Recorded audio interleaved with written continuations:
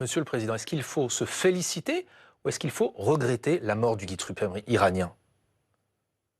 Un dictateur qui est un massacreur depuis des années ne peut pas aujourd'hui nous inspirer quelque compassion que ce soit.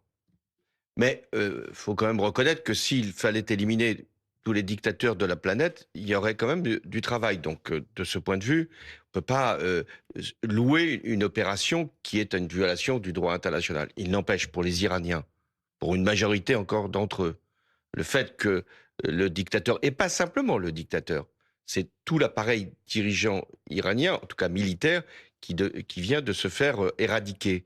Donc là, ça ouvre une perspective. Est-elle certaine? Non. Et tout dépend de ce que va être l'opération. Si Mmh. l'opération de Donald Trump et des Israéliens, puisqu'elle est commune, vise à détruire les installations nucléaires qui étaient jusqu'à présent en cause, mais va au-delà, c'est-à-dire les fabrications de missiles, ce qui me paraît d'ailleurs nécessaire, car on voit bien que c'est ça qui fait aujourd'hui la riposte, et se poursuit pour déstructurer le régime iranien, nous verrons à ce moment-là qu'il tombera.